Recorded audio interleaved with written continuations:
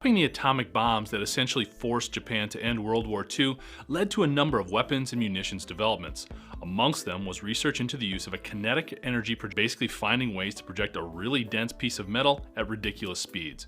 This would lead to damage, but without the explosive effects, similar to the Navy's work with an electromagnetic railgun. However, earlier iterations didn't focus on generating the velocity. Rather, basic physics would come into play by dropping it from really high in the sky. So imagine a 2,000-pound tungsten rod dropped from 1,000 miles above the Earth. Unlike a bullet, it would actually gain speed as it dropped, eventually hitting its target with power equivalent to an intercontinental ballistic missile, but without the mess of a nuclear weapon. The US actually used a variation of this tactic in Vietnam. These lazy dog bombs were small pieces of non-explosive steel fitted with fins. They were dropped by the hundreds and reached speeds of up to 500 miles per hour and penetrating up to 9 inches of concrete.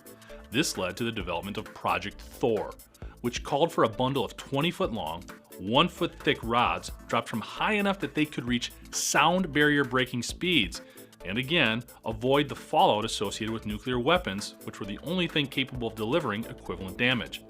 So haven't these rods from God been released?